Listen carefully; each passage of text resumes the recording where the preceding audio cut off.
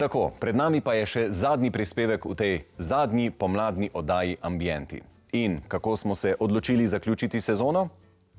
Z veliko elegance in staromeščanskega ponosa. V prestolnici smo obiskali prenovljeno stanovanje, katerega osrednji element v velikem bivalnem prostoru predstavljata dva markantna opečnata oboka. Tole staromeščansko stanovanje nas je očaralo in dobesedno začaralo z brezčasno eleganco in unikatnimi detajli, ki jih najdemo prav v vsakem kotičku. Janja in Goran, živijo. Povejte, prosim, kakšna je zgodba tega elegantnega, prefinjenega stanovanja? Ta hip sedimo v enem čudovitem stanovanju v čistem centru Ljubljane. Zgodba gre pa tako, da je naročnik nas kontaktiral v fazi, ko je kupil to staro stanovanje, ki je bilo potrebno prenove, in se je za to stanovanje odločil, da izvede takšen mini arhitekturni natečaj. In sicer vsem arhitektom, tem trem birojem, je dal tloris tega stanovanja, lahko smo ga tudi videli v živo, in je želel, da mu pokažemo našo rešitev. Na tem mini natečaju, ki ga je izvedel naročnik, sva z Goranom predstavljamo najboljšo rešitev. In sicer zelo mu je bilo všeč, da v bistvu nismo posegali v konstrukcijo in da smo dobili 3 povsem ločene spalnice na tej kvadraturi in da je bivalni prostor zelo zadihal, da ima krožen tloris, ki vedno da prostoru eno dodatno novo dimenzijo. Da smo točno na središče teh prostorov postavili kuhinjo, lokacijo kuhinje.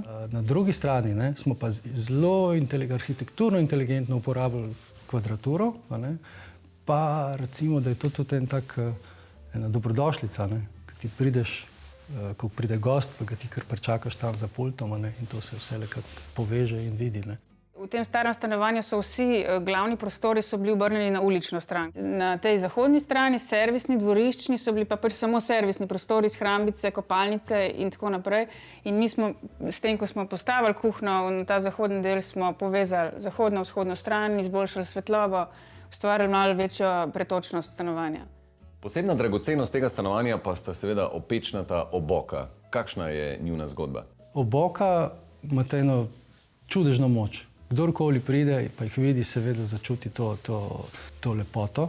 Zato smo jih obnovili te recimo fuge, da je to primerno v dnevni sobi.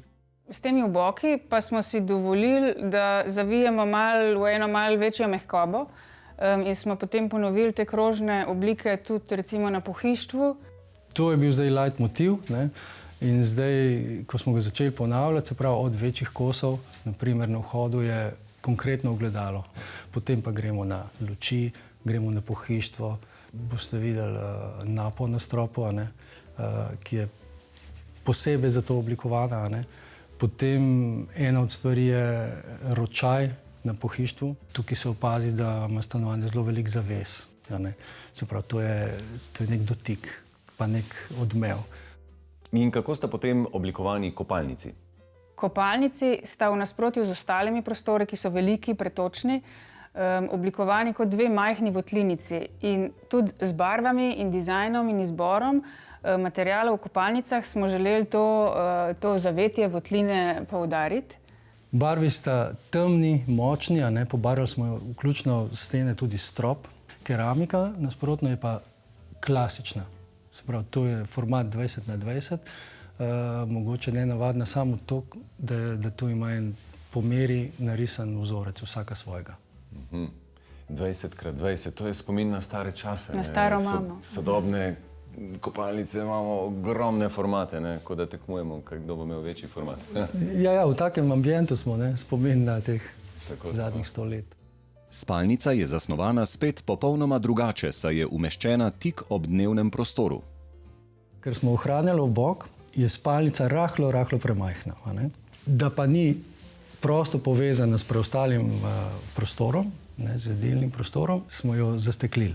To ustvarja en zanimiv moment, namreč preko tega stekla mi lahko vidimo noter, še vedno ohranjamo to dimenzijo, na drugi strani pa spalnica je neka intima, zato smo ji dodali zavese. Tako kot je veliko rešitev v tem stanovanju unikatnih, je enkratna tudi keramika. Pri tem imamo v mislih številne predmete iz žgane gline, med katerimi so eni uporabni, drugi pa okrasni. lepota tega bi bila, ko mi sedimo za mizo, ne, ko je ambient perfekten, jaz želim imeti tudi šalčko za kavo, takšno. Ne.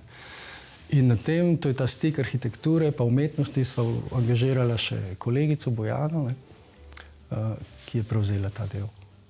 Bojana, vam je bila pa pri tem stanovanju zaupana prav posebna naloga, ne? Da dodate umetniško in praktično piko na i s keramiko. Kako je potekalo sodelovanje z naročnikom? Torej, to bi bilo moj taki prvi projekt in potekalo je tako, da sem jaz dobila vabilo od Janje in Gorana, potem sem prišla v stanovanju pogledati, kako izgleda. In potem sem naredila eno prezentacijo za naročnika in počasi smo začeli z realizacijo. Tukaj gre za uporabno keramiko v kuhinji, torej naredili smo vse, ki bi bilo potrebno za kuhinjo, od skled, krožnikov, šalic za espresso. Naprimer, tukaj je ena skleda za kruh, za shranjevanje in peko kruha. Drugi del je keramika, ki je unikatna, to je moje avtorsko delo, ki tako krasi stanovanje v nekem umetniškem smislu. Male omejene serije, ročno narejene, eni kosi so narejeni na vretenu, ročno dekorirani. Tukaj gre za dekor japonske poslikave z motivom bambusa. Torej, vse je narejeno od visoko žgane gline, kamenine, na visoki temperaturi in porcelana. Tukaj imamo kose, ki so še pozlačeni z zlatom, tako da vse je visoko kvalitetno in normalno, kot sem rekla, se pomiva v stroju.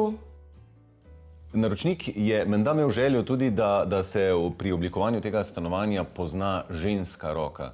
Ja, to je ena stvar, zaradi katere je tudi on torej potrdil oziroma izbral našo rešitev. Do takrat je sodeloval samo z arhitekti, z moškimi.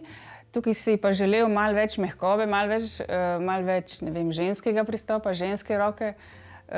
In zato je izbral naju, ker je vedel, da delujeva v paru. Na koncu je bila pa zgodba v bistvu taka, da sem v prvi fazi mogoče malo več jaz risala tehnične risbe in to prostorsko zasnovo. Na koncu vse te prelepe roza barve je pa moj mož izbral. Sem izbral pa jaz, ja.